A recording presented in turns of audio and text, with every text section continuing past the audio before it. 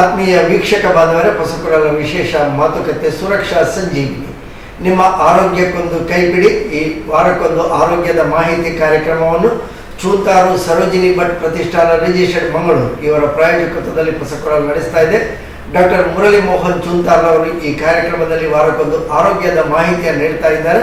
ಅವರನ್ನು ಎಲ್ಲ ವೀಕ್ಷಕ ಬಂಧುಗಳ ಪರವಾಗಿ ಸ್ವಾಗತಿಸ್ತಾ ಇದ್ದೇವೆ. ಸ್ವಾಗತ, ನಮಸ್ಕಾರ. ನಮಸ್ಕಾರ ಡಾಕ್ಟರ್, ಈ ವಾರ ರಾಷ್ಟ್ರೀಯ ದಂತ ವೈದ್ಯರ ದಿನ ಡಿಸೆಂಬರ್ 24 ಅಂದರೆ ಮಂಗಳವಾರ ಆಚರಣೆ ಆಗ್ತಾ ಇದೆ ದೇಶದಾದ್ಯಂತ. ಈ ರಾಷ್ಟ್ರೀಯ ದಂತ ವೈದ್ಯರ ದಿನ ಯಾವಾಗಿನಿಂದ ಆಚರಣೆಗೆ ಜಾರಿಗೆ ಬಂತು, ಹೇಗೆ ಆಚರಣೆ ಆಗ್ತಾ ಇದೆ? ನೋಡಿ, ಭಾರತ ದೇಶ ಕಂಡಂಥ ಒಬ್ಬ ಅಪ್ರತಿಮವಾದಂತಹ ದಂತ ವೈದ್ಯರು ಹಾಗೂ ಒಬ್ಬ ಒಳ್ಳೆಯ ಜನಾನುರಾಗಿ ವೈದ್ಯರು ಹಾಗೂ ಸಮಾಜ ಸೇವಕರು ಹಾಗೂ ಒಳ್ಳೆಯ ಮನುಷ್ಯತ್ವವನ್ನು ಹೊಂದಿರುವಂಥ ವೈದ್ಯರಾಗಿರುವಂತಹ ಡಾಕ್ಟರ್ ಅಹಮ್ಮದ್ ರಫಿಯುದ್ದೀನ್ ಅಹಮ್ಮದ್ ಅಂತ ಹೇಳ್ತಾರೆ. ಅವರು ನಮ್ಮ ದಂತವೈದ್ಯಕೀಯ ಕ್ಷೇತ್ರದ ಪಿತಾಮಹ ಅಂತ ನಮ್ಮ ಭಾರತ ದೇಶದಲ್ಲಿ ನಾವು ಅವ್ರನ್ನ ಕರಿತೇವೆ. ಅವರ ಜನ್ಮದಿನದ ನೆನಪಿನಲ್ಲಿ ರಾಷ್ಟ್ರದಾದ್ಯಂತ ನಾವು ಈ ರಾಷ್ಟ್ರೀಯ ದಂತವೈದ್ಯರ ದಿನ ಅಂಥೇಳಿ ಪ್ರತಿ ವರ್ಷ ಈ ಆಚರಣೆಯನ್ನು ನಾವು ಮಾಡ್ತೇವೆ.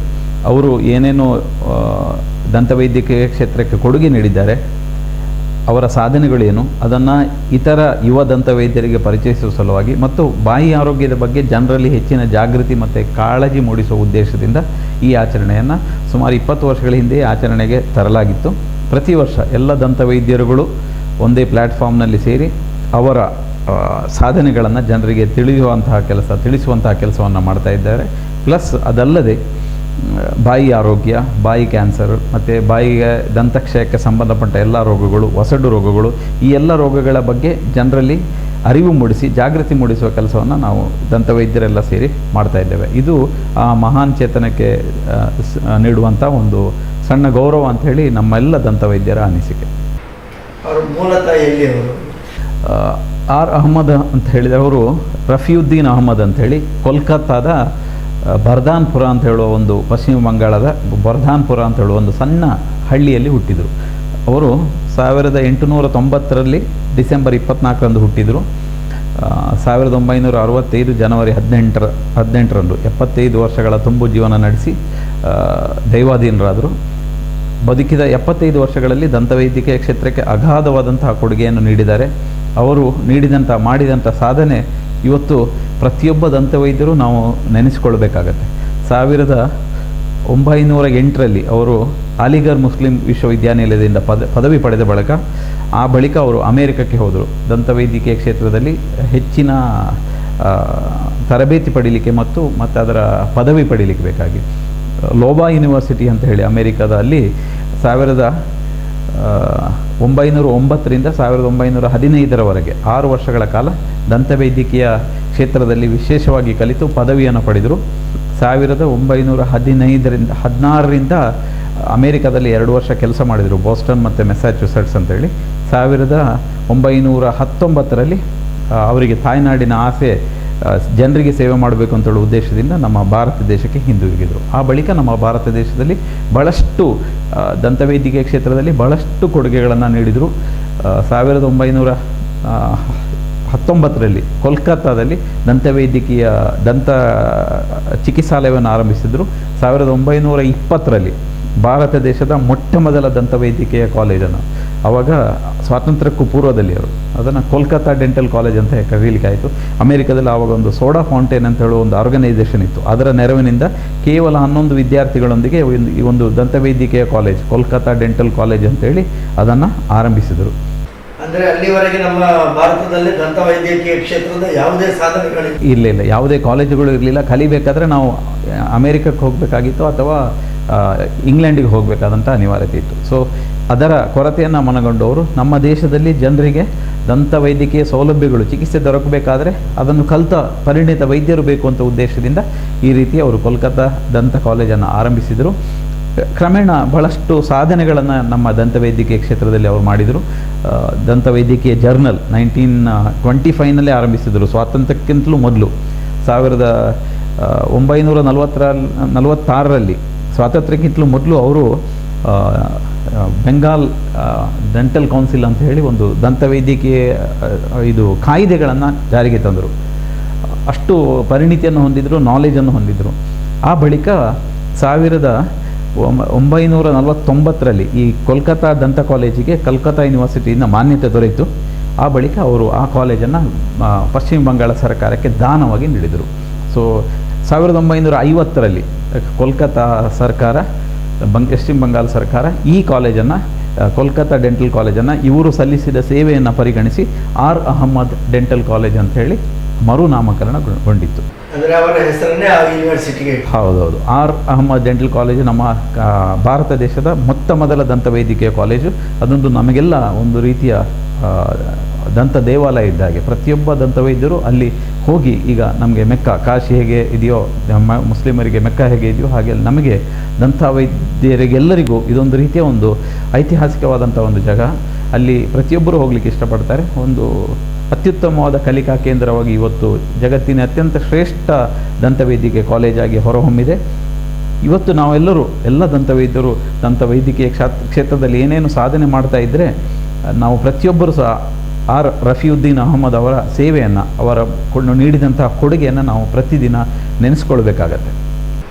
ಆತ್ಮೀಯ ವೀಕ್ಷಕ ಬಾಂಧವರೇ, ಪಸುಕುರಾಲ ವಿಶೇಷ ಮಾತುಕತೆ ಸುರಕ್ಷಾ ಸಂಜೀವಿನಿ. ಇದರಲ್ಲಿ ನಾವು ಈ ವಾರ ರಾಷ್ಟ್ರೀಯ ದಂತ ವೈದ್ಯರ ದಿನಾಚರಣೆಯ ಬಗ್ಗೆ ಮಾಹಿತಿಯನ್ನು ನೀಡ್ತಾ ಇದ್ದಾರೆ ಡಾಕ್ಟರ್ ಮುರಳಿ ಮೋಹನ್ ಚೂಂತಾರ್ ಅವರು.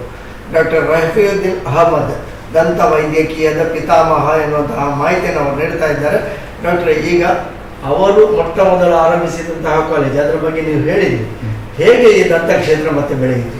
ನೋಡಿ, ಆರಂಭಿಕ ಹಂತದಲ್ಲಿ ಬಹಳ ಶಿಥಿಲಾವಸ್ಥೆಯಲ್ಲಿತ್ತು. ನಾವೆಲ್ಲ ಪ್ರತಿಯೊಂದಕ್ಕೂ ಸಹ ಹೊರದೇಶದ ಸಲಕರಣೆಗಳನ್ನು, ಹೊರದೇಶಗಳಿಂದ ಆಮದು ಮಾಡಿಕೊಂಡಂಥ ವಸ್ತುಗಳನ್ನು ನಾವು ಅವಲಂಬಿತವಾಗಬೇಕಾಗಿದೆ. ತಂತ್ರಜ್ಞಾನವೆಲ್ಲವೂ ಹೊರದೇಶಕ್ಕೆ ಸೀಮಿತವಾಗಿದೆ. ಹೌದು, ಈಗ ಮಾತ್ರ ಬಹಳಷ್ಟು ಬದಲಾವಣೆಗಳಾಗಿದೆ. ನಮ್ಮ ದಂತದ ಚೇರ್ಗಳಿರ್ಬೋದು ಅಥವಾ ದಂತ ಸಂಬಂಧಿ ಸಲಕರಣೆಗಳೆಲ್ಲ ನಮ್ಮ ದೇಶದಲ್ಲಿ ಉತ್ಪಾದನೆ ಆಗ್ತಾ ಇದೆ. ಭಾಳಷ್ಟು ಕ್ರಾಂತಿಗಳು ನಡೆದಿದೆ. ಒಟ್ಟಿನಲ್ಲಿ ನಮ್ಮ ದಂತವೈದ್ಯಕೀಯ ಕ್ಷೇತ್ರ ಬೆಳವಣಿಗೆಗೆ ನಾಂದಿ ಹಾಡಿದ್ದು ರಫಿಯುದ್ದೀನ್ ಅಹಮದ್ ಅಂತೇಳಿ ನಾವು ಯಾವುದೇ ಸಂಕೋಚ ಇಲ್ಲದೆ ಹೇಳ್ಬೋದು. ಅವರ ಅಗಾಧವಾದಂಥ ಸೇವೆಯನ್ನು ಸಲ್ಲಿಸಿದರು. ಅವರ ಗರಡಿಯಲ್ಲಿ ಭಾಳಷ್ಟು ಮಂದಿ ದಂತವೈದ್ಯರು ಹುಟ್ಟಿಕೊಂಡರು. 1950ರಲ್ಲಿ ಆರ್ ಅಹಮದ್ ಡೆಂಟಲ್ ಕಾಲೇಜ್ ಆದ ಬಳಿಕ ಮತ್ತೆ ಭಾಳಷ್ಟು government dental college, Bengaluru government dental college, Bombay Nair dental college, Delhi, ಹೀಗೆ ಬೇರೆ ಬೇರೆ ಕಡೆ ಸರ್ಕಾರಿ ದಂತ ಕಾಲೇಜುಗಳು ಆರಂಭವಾಯಿತು. ಆ ಬಳಿಕ ಭಾಳಷ್ಟು ದಂತವೈದ್ಯರು ನಮ್ಮ ದೇಶದಲ್ಲಿ ಹುಟ್ಟುಕೊಂಡ್ರು. ಹಾಗೆ ದಂತ ಸಂಬಂಧಿ ರೋಗಗಳಿಗೆ ನಮ್ಮ ದೇಶದಲ್ಲಿ ಸಾಕಷ್ಟು ಪರಿಣಿತ ವೈದ್ಯರುಗಳು ಹುಟ್ಟಿಕೊಂಡು ಈಗ ಇವತ್ತು ಯಾವ ಹಂತಕ್ಕೆ ನಾವು ಬೆಳೆದು ನಿಂತಿದ್ದೇವೆ ಅಂದರೆ, ನಮ್ಮ ಭಾರತ ದೇಶದಲ್ಲಿ ಸುಮಾರು 310 ದಂತವೈದ್ಯಕೀಯ ಕಾಲೇಜುಗಳು ನಮ್ಮ ಭಾರತ ದೇಶದಲ್ಲಿದೆ. ಸೊ ದಂತ ವೈದ್ಯರ ಕೊರತೆಯೇ ಇಲ್ಲ. ಭಾಳಷ್ಟು ದಂತ ವೈದ್ಯಕೀಯ ಕಾಲೇಜುಗಳು ಇದೆ, ದಂತ ವೈದ್ಯರು ಇದ್ದಾರೆ. ಹೆಚ್ಚಿನ ಎಲ್ಲ ಜನರಿಗೂ ದಂತ ಸಂಬಂಧಿ ರೋಗಗಳ ಬಗ್ಗೆ ಪರಿಪೂರ್ಣ ಚಿಕಿತ್ಸೆ ನೀಡುವಲ್ಲಿ ನಮ್ಮ ಭಾರತ ದೇಶ ಇವತ್ತು ಸಫಲವಾಗಿದ್ದರೆ ಬಹುಶಃ ನಾವು ಆರ್ ಅಹಮದ್ ಅವರ ಸೇವೆಯನ್ನು ನಾವು ಕೊಂಡಾಡಲೇಬೇಕು. ಅವರು ಒಂದು ವೇಳೆ ಈ ರೀತಿ ದಂತ ಕಾಲೇಜನ್ನು ಸ್ಥಾಪನೆ ಮಾಡದೆ ಇದ್ದಿದ್ದರೆ ಬಹುಶಃ ನಾವು ಇವತ್ತು ಈ ಹಂತಕ್ಕೆ ಬೆಳೀತಾ ಇರಲಿಲ್ಲ. ಒಟ್ಟಿನಲ್ಲಿ ಅವರು ಅವತ್ತು ದೂರಾಲೋಚನೆಯಿಂದ ಏನು ಕಾಲೇಜನ್ನು ಆರಂಭ ಮಾಡಿದರು, ಅದರ ಫಲವನ್ನು ಈಗ ನಾವೆಲ್ಲ ಉಣ್ತಾ ಇದ್ದೇವೆ. ಈ ಕಾರಣದಿಂದಾದರೂ ಸಹ ನಾವು ಅವರನ್ನು ಪ್ರತಿದಿನ ಪ್ರತಿಕ್ಷಣ ರಫಿಯುದ್ದೀನ್ ಅಹಮದ್ ಅವರ ಸೇವೆಯನ್ನು ಕೊಂಡಾಡಲೇಬೇಕು. ಅವರು ಮಾಡಿದಂತಹ ಈ ಸೇವೆಯನ್ನು ಗುರುತಿಸಿ 1964ರಲ್ಲಿ ಅವರಿಗೆ ಭಾರತದ ಅತ್ಯುನ್ನತ ಪ್ರಶಸ್ತಿಯಾದಂಥ ಪದ್ಮವಿಭೂಷಣ ಪ್ರಶಸ್ತಿಯನ್ನು ಭಾರತ ಸರ್ಕಾರ ನೀಡಿತು. ಹಾಗೆಯೇ ನಮ್ಮ ದಂತವೈದ್ಯರು ಪ್ರತಿ ವರ್ಷ ನಾವು ದಂತವೈದ್ಯರ ಸಮ್ಮೇಳನ ಮಾಡ್ತೇವೆ. ಅದರಲ್ಲಿ ಅತ್ಯಂತ ಗೌರವ ನೀಡುವ ಉದ್ದೇಶದಿಂದ ಆರ್ ಅಹಮದ್ ಒರೇಷನ್ ಲೆಕ್ಚರ್ ಅಂತ ನಾವು ಮಾಡ್ತೇವೆ. ಅವರ ನೆನಪಿಗಾಗಿ ಅವರು ಒಂದು ಲೆಕ್ಚರ್, ಅದು ಶ್ರೇಷ್ಠವಾದಂಥ ದೇಶದ ಅತ್ಯುನ್ನತ ದಂತವೈದ್ಯರಿಗೆ ಆ ಒರೇಷನ್ ಲೆಕ್ಚರ್ ಕೊಡುವಂಥ ಒಂದು ಭಾಗ್ಯ ಸಿಗ್ತದೆ. ಉಪನ್ಯಾಸ ಹೇಳಿ, ಹೌದು. ಅದನ್ನು 1977ರಿಂದ ಪ್ರತಿ ವರ್ಷ ರಾಷ್ಟ್ರೀಯ ದಂತವೈದ್ಯರ ಸಮಾವೇಶದಲ್ಲಿ ಅವರ ಹೆಸರಿನಲ್ಲಿ ನಾವು ಮಾಡಿ ಅವರನ್ನು ನೆನಪಿಸಿಕೊಳ್ಳುವಂಥ ಕಾರ್ಯವನ್ನು ಮಾಡ್ತಾ ಇದ್ದೇವೆ. ಇದಲ್ಲದೆ ಅವರಿಗೆ ಬಹಳಷ್ಟು ಫೆಲೋಶಿಪ್ ಇಂಟರ್ನ್ಯಾಷನಲ್ ಡೆಂಟಲ್ ಕಾಲೇಜ್ನಿಂದ 1947ರಲ್ಲಿ 1948ರಲ್ಲಿ ಫೇರಿ ಫೌಚಾರ್ಡ್ ಅಕಾಡೆಮಿ ಅಂತಿದೆ, ಅದರಿಂದಲೂ ಅವರಿಗೆ ಫೆಲೋಶಿಪ್ ಸಿಕ್ತು. ಸೊ ಅವರಿಗೆ ಬೇರೆ ಬೇರೆ ದೇಶಗಳಿಂದ ಬೇರೆ ಬೇರೆ ಆಹ್ವಾನಗಳು ಬಂದಿದ್ದರೂ ಸಹ ಅವರು ನಮ್ಮ ಭಾರತ ದೇಶವನ್ನು ಅವರು ಬಿಟ್ಟು ಹೋಗಲಿಲ್ಲ. ನಮ್ಮ ದೇಶದ ಜನರಿಗೆ ನಮ್ಮ ಅಗತ್ಯ ಇದೆ, ಜನರಿಗೆ ನಮ್ಮ ಸೇವೆ ಬೇಕು ಅಂತ ಹೇಳುವ ಒಂದು ಅತಿಯಾದ ಮಹತ್ವಾಕಾಂಕ್ಷೆಯಿಂದ ನಮ್ಮ ಭಾರತ ದೇಶದಲ್ಲಿ ಇದ್ದು ಭಾರತದ ಜನರಿಗೆ ಬೇಕಾದ ಸೌಲಭ್ಯ ಒದಗಿಸಿಕೊಳ್ಳುವಲ್ಲಿ ಒಂದು ಮಹೋನ್ನತವಾದಂಥ ಒಂದು ಸಾಧನೆಯನ್ನು ಮಾಡಿದರು.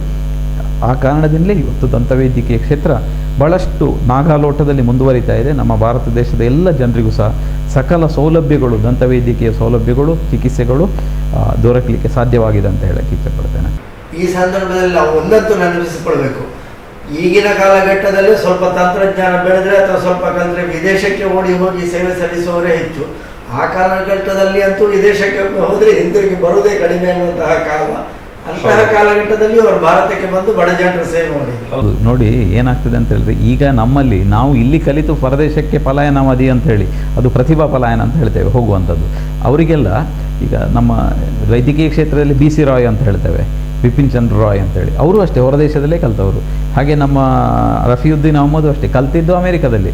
ಅವರು ಮನಸ್ಸು ಮಾಡಿದರೆ ಭಾರತಕ್ಕೆ ಬರಲೇಬೇಕಾದ ಅನಿವಾರ್ಯತೆಯೇ ಇರಲಿಲ್ಲ, ಅಲ್ಲೇ ಅವರು ಸೆಟ್ಲ್ ಆಗ್ಬೋದಿತ್ತು. ಅಲ್ಲೇ ಇದ್ದು ಹಣ ಮಾಡುವ ಉದ್ದೇಶ ಇದ್ದರೆ ಎಷ್ಟು ಹಣ ಮಾಡಿದ್ರು ಖಂಡಿತವಾಗಿತ್ತು ಅವರಿಗೆ. ಆದರೆ ನಮ್ಮ ದೇಶದ ಜನರಿಗೆ ಒಂದು ಸೇವೆ ಮಾಡಬೇಕು ಅಂತ ಹೇಳಿ ಈ ಎಲ್ಲ ಪುಣ್ಯಾತ್ಮರು ಮಾಡಿದ ಕೆಲಸದಿಂದಲೇ ಇವತ್ತು ದಂತವೈದ್ಯರಿಗೆ ಅಥವಾ ವೈದ್ಯರಿಗೆ ಒಂದು ರೀತಿಯ ಗೌರವ.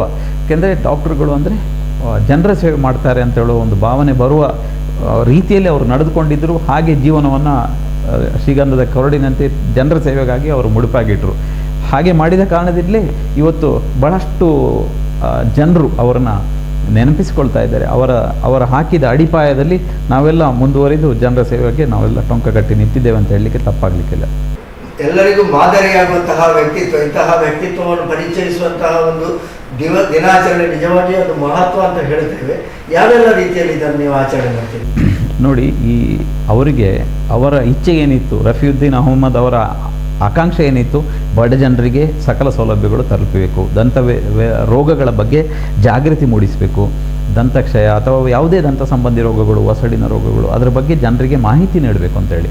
ಏನಾಗ್ತದೆ ಅಂತ ಹೇಳಿದರೆ, ಮೊದಲಿನ ಕಾಲದಲ್ಲಿ ಯಾವುದೇ ಮಾಹಿತಿ ದೊರಕ್ತಾ ಇರಲಿಲ್ಲ. ಈಗೆಲ್ಲ ನಮಗೆ ತಂತ್ರಜ್ಞಾನ ಇದೆ, ವಾಟ್ಸಪ್ ಇದೆ, ಮೊಬೈಲ್ ಇದೆ, ಫೇಸ್ಬುಕ್ ಇದೆ, ಅಂತರ್ಜಾಲ ಇದೆ. ಕ್ಷಣಾರ್ಧದಲ್ಲಿ ಎಲ್ಲ ಮಾಹಿತಿಗಳು ತಲುಪ್ತಾ ಇದೆ. ಏನು ಬೇಕಿದ್ರೂ ಗೂಗಲಲ್ಲಿ ಹೋಗಿ ಕೇಳಿದರೆ ಕ್ಷಣಾರ್ಧದಲ್ಲಿ ದೊರಕುತ್ತದೆ. ಹೌದು, ಹಿಂದಿನ ಕಾಲದಲ್ಲಿ ಆ ರೀತಿಯ ವ್ಯವಸ್ಥೆ ಇರಲಿಲ್ಲ. ಜನರಿಗೆ ಮಾಹಿತಿಯೇ ಇರಲಿಲ್ಲ, ಯಾವುದರ ಬಗ್ಗೆಯೂ ಸರಿಯಾದ ಮಾಹಿತಿ ಇರಲಿಲ್ಲ. ಸೊ ಈಗ ನಾವು ಈ ಆಚರಣೆ ಮಾಡುವ ಮುಖಾಂತರ ಇಷ್ಟು ವೇಗವಾಗಿ ನಾವು ಜನರನ್ನು ತಲುಪುವ ಸಾಧ್ಯತೆ ಇರುವ ಕಾರಣ ದಂತ ಆರೋಗ್ಯದ ಬಗ್ಗೆ ಮಾಹಿತಿ ನೀಡುವಂಥದ್ದು, ದಂತ ಸಂಬಂಧಿ ರೋಗಗಳು, ಅದು ಡೆಂಟಲ್ ಕೇರಿಸ್ ಇರ್ಬೋದು ಅಥವಾ ಪೆರಿಡಾಂಟಲ್ ಡಿಸೀಸ್, ಒಸಡಿನ ರೋಗಗಳಿರ್ಬೋದು, ಯಾವುದೇ ರೋಗಗಳು ಅಥವಾ ಇನ್ನಾವುದೇ ನೂರಾರು ರೋಗಗಳು ಬಾಯಿನಲ್ಲಿ ರಿಫ್ಲೆಕ್ಟ್ ಆಗ್ತದೆ. ಡಯಾಬಿಟಿಸ್ ಇದ್ದರೆ ಬಾಯಿನಲ್ಲಿ ಬಾಯಿ ತೆರೆದಾಗ ನಮ್ಗೆ ಗೊತ್ತಾಗುತ್ತೆ, ಅಥವಾ ಇನ್ಯಾವುದು ಹಾರ್ಮೋನಲ್ ಡಿಸಾರ್ಡರ್ ಬಾಯಿನಲ್ಲಿ ಗೊತ್ತಾಗ್ತದೆ, ಏಡ್ಸ್ ಇದ್ದರೂ ಬಾಯಿನಲ್ಲಿ ಗೊತ್ತಾಗ್ತದೆ. ಸೊ ಹಲವಾರು ರೋಗಗಳನ್ನು ನಾವು ಬಾಯಿನಲ್ಲಿ ಕಂಡುಹಿಡಿತೇವೆ. ಸೊ ಒಬ್ಬ ದಂತವೈದ್ಯರಾಗಿ ನಮಗೆ ಬಾಯಿನಲ್ಲಿ ಬಹಳಷ್ಟು ರೋಗಗಳನ್ನು ಗುರುತು ಹಚ್ಚಬಹುದು. ಸೊ ದಂತವೈದ್ಯರು ಅಂದರೆ ಬರೀ ಹಲ್ಲಿನ ಡಾಕ್ಟ್ರು ಅಂತ ಹೇಳೋ ಒಂದು ಕಾನ್ಸೆಪ್ಟ್ ಈಗ ಹೋಗಿದೆ. ಮೊದಲೆಲ್ಲ ದಂತವೈದ್ಯರು ಅಂದರೆ ಕೇವಲ ಹಲ್ಲು ತೆಗೆದು ಬಿಸಾಕ್ಲಿಕ್ಕೆ ಇರೋರು, ಹಲ್ಲಿಗೆ ಸಿಮೆಂಟ್ ಹಾಕುವವರು ಅಂತ ಇತ್ತು.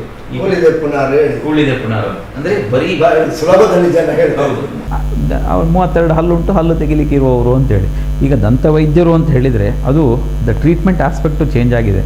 ಮೊದಲೆಲ್ಲ ಕ್ಯೂರೇಟಿವ್ ಟ್ರೀಟ್ಮೆಂಟ್, ರೋಗವನ್ನು ಚಿಕಿತ್ಸೆ ಮಾಡಲಿಕ್ಕೆ ವೈದ್ಯರು ಅಂತೇಳಿ. ಈಗ ವೈದ್ಯ ಅನ್ನೋ ಕಾನ್ಸೆಪ್ಟ್ ಚಿಕಿತ್ಸೆಗಿಂತ ಪ್ರಿವೆಂಟಿವ್ ಡಿಸೀಸಿಗೆ, ನಾವು ರೋಗವನ್ನು ತಡೆಗಟ್ಟಲಿಕ್ಕೆ ನಾವು ಹೆಚ್ಚು ಎಲ್ಲ ವೈದ್ಯರು. ಅಂದರೆ ವೈದ್ಯಕೀಯದ ಪರಿಭಾಷೆ ಕಾಲಕ್ಕೆ ಬದಲಾಗುತ್ತಾ ಇದೆ. ರೋಗದ ಚಿಕಿತ್ಸೆಗಿಂತ ರೋಗವನ್ನು ತಡೆಗಟ್ಟುವ ಪ್ರಕ್ರಿಯೆಗೆ ಎಲ್ಲ ವೈದ್ಯರು ಒತ್ತು ನೀಡುತ್ತಾರೆ.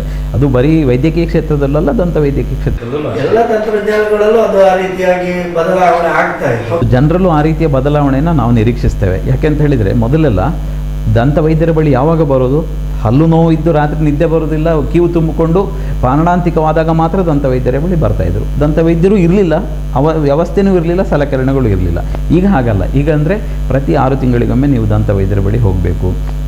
ರುಟೀನ್ ಡೆಂಟಲ್ ಎಕ್ಸಾಮಿನೇಷನ್, ಪ್ರತಿ 6 ತಿಂಗಳಿಗೊಮ್ಮೆ ಬಾಯಿ ಪರೀಕ್ಷೆ ಮಾಡಿಸ್ಕೊಳ್ಬೇಕು. ಎಲ್ಲಿ ಹಾಲಿನಲ್ಲಿ ಹುಳುಕಾಗಿದೆ ಅಥವಾ ಒಸಡಿನಲ್ಲಿ ತೊಂದರೆ ಇದೆ, ಈ ರೀತಿ ಎಲ್ಲ ರೋಗಗಳನ್ನು ನಾವು ಆರಂಭಿಕ ಹಂತದಲ್ಲಿ ಗುರುತಿಸ್ಬೋದು. ಅಥವಾ ಬಾಯಿನಲ್ಲಿ ಇನ್ಯಾವುದೋ ಗಡ್ಡೆ ಬೆಳೆದಿದೆಯೋ ಅಥವಾ ಬಾಯಿನಲ್ಲಿ ಹುಣ್ಣಾಗಿದೆಯೋ, ಯಾವುದೇ ತೊಂದರೆಗಳು, ಅದು ಕೆಂಪು ಕಲೆಗಳಿದೆಯಾ, ಬಿಳಿ ಪ್ಯಾಚ್ಗಳಿದೆಯಾ, ಇದನ್ನೆಲ್ಲವನ್ನು ನಾವು ಗುರುತಿಸ್ಲಿಕ್ಕಾಗ್ತದೆ. ಸೊ ಇವತ್ತು ನಾವು ಆರ್ ಅಹಮದ್ ಅವರ ಆತ್ಮಕ್ಕೆ ಶಾಂತಿ ಸಿಗಬೇಕು. ಇವತ್ತು ನಾವು ನಾಳೆ ಏನು ಆಚರಣೆ ಮಾಡ್ತೇವೆ ಅದು ಅರ್ಥಪೂರ್ಣ ಆಗಬೇಕಾದ್ರೆ ನಾವು ನಮ್ಮ ದಂತವೈದ್ಯರೆಲ್ಲ ನಮ್ಮ ಸಾಮಾಜಿಕ ಹೊಣೆಗಾರಿಕೆಯನ್ನು ನಾವು ನಿಭಾಯಿಸಬೇಕು.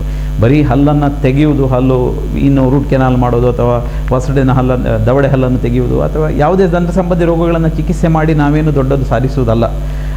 ಆ ರೋಗಿಗಳಿಗೆ ತಿಳಿ ಹೇಳಿ ಆ ರೋಗ ಬಾರದ ರೀತಿಯಲ್ಲಿ ಯಾವ ರೀತಿ ಆಹಾರ ಪದ್ಧತಿ ಬೆಳೆಸ್ಕೊಳ್ಬೇಕು, ಯಾವ ರೀತಿ ಬದುಕಬೇಕು, ಯಾವ ರೀತಿ ಮಾಡಿದರೆ ಇಂತಹ ರೋಗಗಳನ್ನು ತಡೆಗಟ್ಟಬೋದು, ಈ ರೀತಿ ನಾವು ಪ್ರಿವೆಂಟಿವ್ ಆಸ್ಪೆಕ್ಟ್ಗೆ ಹೆಚ್ಚು ಗಮನ ಕೊಡಬೇಕು. ನಮ್ಮ ಸಾಮಾಜಿಕ ಹೊಣೆಗಾರಿಕೆಯನ್ನು ನಾವು ನಿಭಾಯಿಸಿದಲ್ಲಿ ಬಹುಶಃ ಆರ್ ಅಹಮದ್ ಅವರ ಆತ್ಮಕ್ಕೆ ಖಂಡಿತವಾಗಿಯೂ ಆ ಚೇತನಕ್ಕೆ ಶಾಂತಿ ಸಿಗುವ ಸಾಧ್ಯತೆಗಳು ಹೆಚ್ಚಿದೆ. ಅದನ್ನು ನಾವು ಅರಿತು ನಿಭಾಯಿಸಬೇಕು ಅಂತೇಳಿ ನಾನು ಈ ದಿವಸ ನಮ್ಮ ಕೇಳುಗರಲ್ಲಿ ಹೇಳಲಿಕ್ಕೆ ಇಚ್ಛೆಪಡ್ತೇನೆ. ಆತ್ಮೀಯ ವೀಕ್ಷಕ ಬಾಂಧವರೇ, ರಾಷ್ಟ್ರೀಯ ದಂತ ವೈದ್ಯರ ದಿನಾಚರಣೆಯ ಬಗ್ಗೆ ನಮಗೆ ಮಾಹಿತಿಯನ್ನು ನೀಡ್ತಾ ಇದ್ದಾರೆ ಡಾಕ್ಟರ್ ಮುರಳಿ ಮೋಹನ್ ಚೂಂತಾನ್ ಅವರು. ರಫೀಯುದ್ದೀನ್ ಅಹಮದ್ ರವರು ಕಲ್ಕತ್ತಾದ ಬುರ್ದಾನ್ ಎನ್ನುವಂತಹ ಸಣ್ಣ ಹಳ್ಳಿಯಲ್ಲಿ ಹುಟ್ಟಿ ಅಮೆರಿಕದಲ್ಲಿ ತರಬೇತಿ ವ್ಯಾಸಂಗವನ್ನು ಮಾಡಿ ಮತ್ತೆ ಭಾರತಕ್ಕೆ ಬಂದು ದಂತ ವೈದ್ಯಕೀಯ ಕ್ಷೇತ್ರದಲ್ಲಿ ಮಹಾನ್ ಅವಕಾಶವನ್ನು ತೆರೆದುಕೊಳ್ಳುವುದರೊಂದಿಗೆ ಅವರ ಆ ಒಂದು ನೆನಪಿನ ದಿನ ಇವತ್ತು ಆಚರಣೆ ಆಗ್ತಾ ಇದೆ. ಈ ಸಂದರ್ಭದಲ್ಲಿ ದಂತ ವೈದ್ಯರ ಆ ಒಂದು ಸಾಮಾಜಿಕ ಹೊಣೆಗಾರಿಕೆ ಬಗ್ಗೆ ನೀವು ಹೇಳಿದ್ರಿ ಡಾಕ್ಟರ್ ಅವರೇ, ಈ ಸಾಮಾಜಿಕ ಹೊಣೆಗಾರಿಕೆ ಹೇಗೆಲ್ಲ ನಿಭಾಯಿಸಬಹುದು? ನೋಡಿ, ದಂತವೈದ್ಯರು ಅಂತ ಹೇಳಿದರೆ ಈಗ ಅವರೊಂದು ಹಿಂದಿನ ಕಾಲಕ್ಕೂ ಈಗಿನ ಕಾಲಕ್ಕೂ ಬಹಳಷ್ಟು ವ್ಯವಸ್ಥೆಗಳು ಬದಲಾಗಿದೆ, ಸಾಮಾಜಿಕ ವ್ಯವಸ್ಥೆಗಳು ಬದಲಾಗಿದೆ. ಹಿಂದಿನ ಕಾಲದಲ್ಲಿ ನಾನು ಹೇಳ್ತೇನೆ, ದಂತವೈದ್ಯರು ಅಂದರೆ ಒಂದು 200-300 ಸ್ಕ್ವೇರ್ ಫೀಟ್ ಜಾಗದಲ್ಲಿ ಒಂದು ಫ್ಯಾನು, ಒಂದು ಚೇರು, ಒಂದು ಕುರ್ಚಿ ಹಾಕಿ ಹಲ್ಲು ಕಿತ್ತು ಬಿಸಾಕೋದು, ಹಲ್ಲು ತೆಗೆಯುವುದು ಅಷ್ಟೇ ಇತ್ತು. ಈಗ ಎಲ್ಲ ದಂತವೈದ್ಯಕೀಯ ಕ್ಲಿನಿಕ್ಗಳ ಮಾರ್ಪಾಡು ಹೇಗಾಗಿದೆ ಅಂದರೆ, ನೀವು ಅದನ್ನು ಡೆಂಟಲ್ ಸ್ಪಾ ಅಂತ ಕರಿತೀರ, ಡೆಂಟಲ್ ಕ್ಲಿನಿಕ್ ಅಂತ ಹೇಳಲ್ಲ, ಡೆಂಟಲ್ ಸ್ಟುಡಿಯೋ ಅಂತ ಹೇಳ್ತಾರೆ. ಸೊ ಅದನ್ನು ನಾವು ಇದನ್ನು ಕಮರ್ಷಿಯಲೈಸ್ ಮಾಡಿದ್ದು ಅಂತಲ್ಲ, ವ್ಯಾಪಾರೀಕರಣ ಆಗಿದ್ದು ಅಂತೇಳಿ ಅಲ್ಲ, ಜನರು ಬದಲಾವಣೆಯನ್ನು ಬಳಸ್ತಾರೆ. ತಂತ್ರಜ್ಞಾನ ಅಷ್ಟು ಬದಲಾಗಿದೆ. ಹಿಂದೆ ಒಂದು ಹಲ್ಲು ನೋವು ಅಂತ ಹೇಳಿದ್ರೆ ಅದಕ್ಕೆ ಪರಿಹಾರ ಹಲ್ಲು ತೆಗೆಯುವುದೇ ಆಗಿತ್ತು. ಈಗ ಹಲ್ಲನ್ನು ಉಳಿಸಿಕೊಳ್ಳುವುದು ಕೂಡ ಪರಿಹಾರ. ಹೌದು. ಕೊನೆಯ ಹಂತದಲ್ಲಿ ಏನೂ ಮಾಡಲಿಕ್ಕೆ ಆಗಲ್ಲ ಅಂತ ಹೇಳುವ ಹಂತ ಬಂದಾಗ ಮಾತ್ರ ಹಲ್ಲು ತೆಗೆಯುವಂತಹ ಒಂದು ಪ್ರಕ್ರಿಯೆ ಇರ್ತಿತ್ತು. ಈಗ ಹೆಚ್ಚಿನ ಎಲ್ಲ ಚಿಕಿತ್ಸೆಗಳು ನಾವು ಕಾಸ್ಮೆಟಿಕ್ ಡೆಂಟಿಸ್ಟಿಯಾಗಿ ಬದಲಾವಣೆ ಆಗಿದೆ. ಚಿಕಿತ್ಸೆ ಅನ್ನೋದು ಒಂದು ಸೌಂದರ್ಯವರ್ಧಕ ಚಿಕಿತ್ಸೆಯಾಗಿ ನಮ್ಮ ದಂತ ಚಿಕಿತ್ಸಾ ತಜ್ಞರ ತಂಡವೇ ಇದೆ. ಒಬ್ಬ ಮನುಷ್ಯನ ಬಾಹ್ಯ ಸೌಂದರ್ಯವನ್ನು ಹೆಚ್ಚಿಸಲಿಕ್ಕೆ, ಆಂತರಿಕ ಸೌಂದರ್ಯ ಅಲ್ಲ, ಆಂತರಿಕ ಸೌಂದರ್ಯ ಅತಿ ಅವಶ್ಯ. ಆ ಬಾಹ್ಯ ಸೌಂದರ್ಯವನ್ನು, ಔಟ್ಲುಕ್ ಏನಿದೆ, ಎಕ್ಸ್ಟರ್ನಲ್ ಔಟ್ಲುಕ್, ವಿಶೇಷವಾಗಿ ಮುಖದ ಸೌಂದರ್ಯ ಏನು ಸ್ಮೈಲ್ ಡಿಸೈನಿಂಗ್ ಅಂತ ನಾವು ಹೇಳ್ತೇವೆ. ಒಂದು ನಗುವಾಗ ಒಂದು ಮುಖದಲ್ಲಿ ಒಂದು ರೀತಿಯ ಒಂದು ಆಕರ್ಷಣೆ ಬರ್ತದಲ್ಲ, ಆ ಸ್ಮೈಲ್ ಡಿಸೈನಿಂಗ್ ಮಾಡುವಂಥ ನಾವೆಲ್ಲ ನಮ್ಮ ದಂತವೈದ್ಯರುಗಳನ್ನು ನಾವು ಸ್ಮೈಲ್ ಡಿಸೈನರ್ಸ್ ಅಂತ ಹೇಳ್ತೇವೆ. ಹಿಂದೆ ಬಿಲಾಕ ಸ್ಮೈಲ್ ಅನ್ನುವಂತಹ ಒಂದು ಕಾರ್ಯಕ್ರಮವೇ ಬಹಳ ಪ್ರಸಿದ್ಧವಾಗಿದೆ. ಹಾಗೆ ಒಂದು ಮನುಷ್ಯನ ಇನ್ನೂ ಹೆಚ್ಚು ಆಕರ್ಷಣೀಯವಾಗಿ ಕಾಣುವಂತೆ ಮಾಡಲಿಕ್ಕೆ ಇರುವಂತಹ ಒಂದು ವ್ಯವಸ್ಥೆಗೆ ನಾವು ತೆರೆದುಕೊಂಡಿದ್ದೇವೆ. ಸೊ ಈಗೆಲ್ಲ ಡೆಂಟಲ್ ಕ್ಲಿನಿಕ್ ಅಂತ ಹೇಳೋದು ತಾವು ಹೇಳಿದಾಗೆ ಡೆಂಟಲ್ ಸ್ಪಾ ಅಥವಾ ಡೆಂಟಲ್ ಸ್ಟುಡಿಯೋ ಆಗಿ ಬದಲಾವಣೆಗೊಂಡಿದೆ. 8-10 ಚೇರ್ಗಳು, ಬೇರೆ ಬೇರೆ ಸ್ಪೆಷಲಿಸ್ಟ್ಗಳು. ಮೊದಲೆಲ್ಲ ಬರೀ ದಂತವೈದ್ಯರು ಮಾತ್ರ, ಈಗ 8 ಸ್ಪೆಷಾಲಿಟಿಗಳಿದೆ. ಈಗ ಮುಖ ದವಡೆ ಶಸ್ತ್ರಚಿಕಿತ್ಸಕರಿದ್ದಾರೆ, ವಕ್ರದಂತ ತಜ್ಞರಿದ್ದಾರೆ, ಬೇರುನಾಳ ತಜ್ಞರಿದ್ದಾರೆ, ವಸಡು ತಜ್ಞರು, ಮಕ್ಕಳ ಹಲ್ಲಿನ ತಜ್ಞರು, ಮತ್ತು ಬೇರೆ ಬೇರೆ ರೀತಿಯ ತಜ್ಞರು ಇವತ್ತು ಹುಟ್ಕೊಂಡು, ಕಾಸ್ಮೆಟಿಕ್ ಡೆಂಟಿಸ್ಟ್ ಅಂತ, ಇಂಪ್ಲಾಂಟಾಲಜಿಸ್ಟ್ ಅಂತೇಳಿ, ಹೀಗೆ ಹಲವಾರು ಹೊಸ ಸಂಶೋಧನೆಗಳು ನಡೆದಿದೆ, ಹೊಸ ಆವಿಷ್ಕಾರಗಳು ಬಂದಿದೆ, ಹೊಸ ಸಲಕರಣೆಗಳು ಬಂದಿದೆ. ಸೊ ದಂತವೈದ್ಯಕೀಯ ಚಿಕಿತ್ಸೆ ಅನ್ನೋದು ಈಗ ಭಾಳಷ್ಟು ಆರಾಮದಾಯಕ ಚಿಕಿತ್ಸೆ. ಮೊದಲೆಲ್ಲ ದಂತವೈದ್ಯರುಗಳನ್ನು ವಿಲನ್ಗಳು ಅಂತ ಮಾಡ್ತಾಯಿದ್ರು, ಅವ್ರನ್ನ ಕುಳಿದ ಡಾಕ್ಟ್ರ್ ಬರ್ತೀರ ಅಂತೇಳಿ ಓಡ್ತಾ ಇದ್ರು ಎಲ್ಲರೂ. ಮಕ್ಕಳ ಹತ್ತಿರ ನಿನ್ನನ್ನು ಕುಳಿದ ಡಾಕ್ಟ್ರಲ್ಲೇ ತುಂಬಪ್ಪ ಅಂತೇಳಿ, ಅಂದರೆ ಅವ್ರನ್ನ ವಿಲನ್ ರೀತಿ. ಈಗ ಹಾಗಲ್ಲ, ದಂತವೈದ್ಯರು ಅಂತ ಹೇಳಿದರೆ ಒಂದು ರೀತಿಯ ಸೆಲೆಬ್ರಿಟಿಗಳ ಥರ ಆಗಿದ್ದಾರೆ. ದಂತವೈದ್ಯರು ಅಂದರೆ ಅತ್ಯಂತ ಹೆಚ್ಚು ದುಡ್ಡು ಸಂಪಾದಿಸುವವರು, ಸಮಾಜದಲ್ಲಿ ಒಂದು ಗಣ್ಯ ವ್ಯಕ್ತಿಗಳು ಅಂತೇಳಿ. ಯಾಕೆಂದರೆ ನಾವು ಅವರ ವೇ ಆಫ್ ಥಿಂಕಿಂಗ್, ಔಟ್ಲುಕ್ಕನ್ನೇ ಬದಲಾವಣೆ ಮಾಡುವಂಥ ಒಂದು ವ್ಯವಸ್ಥೆಗೆ ತೆರೆದುಕೊಂಡಿದೆ. ಹಲ್ಲನ್ನು ಯಾವ ರೀತಿ ಬೇಕಿದ್ರೂ ಬದಲಾಯಿಸಬಹುದು ಎನ್ನುವಂತಹ ಪರಿಭಾಷೆಗೆ ನಾವು ಬಿಟ್ಟಿದ್ದೇವೆ. ಹೊರ ದೇಶಗಳೆಲ್ಲ ಅಷ್ಟೇ. ಈಗ ಬ್ರಿಟಿಷ್ ಕಂಟ್ರೀಸ್ ಅಥವಾ ಅಮೇರಿಕನ್ ಕಂಟ್ರೀಸ್ನಲ್ಲಿ one of the highest paid profession ಅಂದರೆ ಡೆಂಟಿಸ್ಟ್ರಿ. ಅಷ್ಟು ಎಕ್ಸ್ಪೆನ್ಸಿವ್ ಟ್ರೀಟ್ಮೆಂಟ್ ಆಗುತ್ತೆ. ನಮ್ಮ ಭಾರತ ದೇಶದಲ್ಲಿ ಆದ ರೀತಿ ಏನಿಲ್ಲ, ಸ್ವಲ್ಪ ದುಬಾರಿ ಹಾಗೇನಿಲ್ಲ. ಯಾಕೆಂದರೆ ನಮ್ಮ ಸಲಕರಣೆಗಳು ಎಲ್ಲ ಬಹಳಷ್ಟು ದುಬಾರಿ ಆಗಿರ್ತದೆ.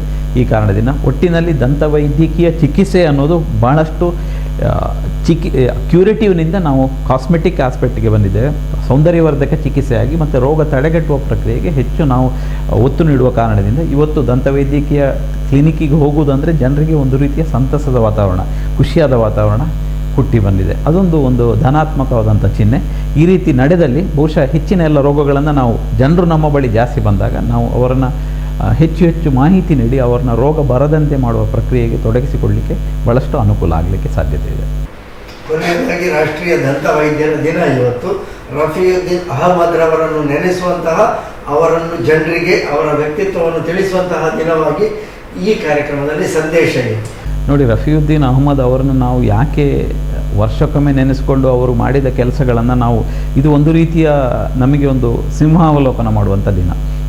ನಾವೆಲ್ಲ ದಂತವೈದ್ಯರು ನಾವು ಮಾಡಿದಂತಹ ತಪ್ಪು ಒಪ್ಪುಗಳನ್ನು ವಿಮರ್ಶಿಸಿ ಸಿಂಹಾವಲೋಕನ, ನಾವು ಹಿಂದೆ ಏನು ಮಾಡಿದ್ದೇವೆ, ಏನೇನು ತಪ್ಪು ಮಾಡಿದ್ದೇವೆ, ಏನೇನು ಮಾಡಿದ್ದೇವೆ ಅದನ್ನು ನೋಡಿಕೊಂಡು ನಮ್ಮನ್ನು ಸಮಾಜಕ್ಕೆ ಪುನರ್ ಸಮರ್ಪಿಸಿಕೊಳ್ಳುವಂಥ ಒಂದು ಪವಿತ್ರವಾದಂಥ ದಿನ.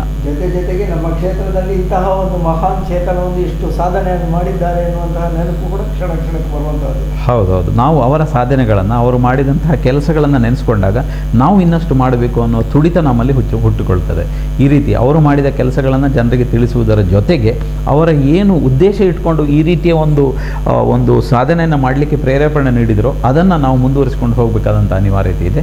ಈ ನಿಟ್ಟಿನಲ್ಲಿ ನಾನು ಕೇಳುಗರಿಗೆ ಹೇಳುವುದಷ್ಟೇ, ಪ್ರತಿ 6 ತಿಂಗಳಿಗೊಮ್ಮೆ ನೀವು ದಂತವೈದ್ಯರನ್ನು ಭೇಟಿಯಾಗಿ, ಮೊದಲೆಲ್ಲ ಹಲ್ಲು ನೋವಿದ್ದಾಗ ಮಾತ್ರ ದಂತವೈದ್ಯರ ಬಳಿ ಹೋಗುವಂಥದ್ದು ಅಂತ ಇತ್ತು. ಈಗ ಹಾಗೆಲ್ಲ ನಿಯಮಿತವಾಗಿ ದಂತವೈದ್ಯರ ಬಳಿ ಹೋಗಿ ಪ್ರತಿದಿನ ಹಲ್ಲುಜ್ಜುವುದು ಇರ್ಬೋದು, ಅದು ಎಲ್ಲರಿಗೂ ಗೊತ್ತಿರುವಂಥ ವಿಚಾರ. ದಿನಕ್ಕೆ 2 ಬಾರಿ ಹಲ್ಲುಜ್ಜುವುದು, ಡೆಂಟಲ್ ಫ್ಲಾಸ್ ದಂತದಾರ ಯೂಸ್ ಮಾಡುವಂಥದ್ದು, ಹಲ್ಲಿನ ಆರೋಗ್ಯಕ್ಕೆ ಪೂರಕವಾದ ಆಹಾರವನ್ನು ತೆಗೆದುಕೊಳ್ಳುವಂಥದ್ದು, ಇದೆಲ್ಲ ಎಲ್ಲರಿಗೂ ಗೊತ್ತಿದೆ, ಪುನಃ ಹೇಳಬೇಕಾದ ಅವಶ್ಯಕತೆ ಇಲ್ಲ.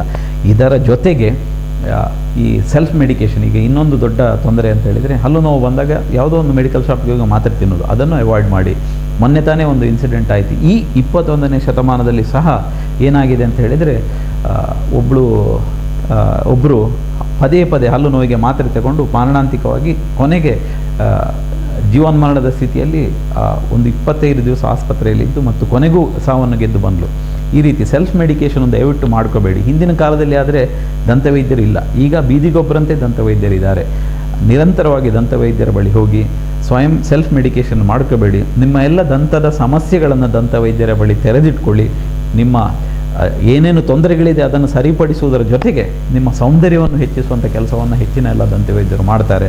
ಇವತ್ತು ಏನು ಆರ್ ಅಹಮದ್ ಅವರು ಏನು ಉದ್ದೇಶ ಹುಟ್ಕೊಂಡು ಈ ರೀತಿಯ ಸಂಸ್ಥೆಯನ್ನು ಹುಟ್ಟುಹಾಕಿ ನಮ್ಮ ದೇಶದ ಜನರಿಗೆ ಎಲ್ಲ ಅನುಕೂಲಗಳು, ದಂತ ಸೌಲಭ್ಯಗಳು ಸಿಗಲಿ ಅಂತೇಳಿ ಆಸೆ ಪಟ್ಟರು, ಅದೆಲ್ಲ ಇವತ್ತು ಸಿಗುವ ಕಾಲ ಬಂದಿದೆ. ನಾವು ಅವರ ಹಾಕಿದ ಆದರ್ಶಗಳನ್ನು, ಅವರು ಹೇಳಿಕೊಟ್ಟಂಥ ತತ್ವಗಳನ್ನು ನಮ್ಮ ಜೀವನದಲ್ಲಿ ಅಳವಡಿಸಿಕೊಂಡು ನಮ್ಮ ಎಲ್ಲ ಜನರಿಗೂ ಎಲ್ಲ ದಂತ ಸೌಲಭ್ಯಗಳು ದೊರಕುವಂತಾಗಲಿ ಅಂತ ಹೇಳಿ ಆಶಿಸ್ತೇನೆ. ಇದು ನಿಮ್ಮ ದಂತದ ಆರೋಗ್ಯವನ್ನು ಚೆನ್ನಾಗಿ ಕಾಪಾಡಿಕೊಳ್ಳಿ ಅಂತ ಹೇಳುವುದೇ ನನ್ನ ಈ ದಿನದ ಸಂದೇಶ.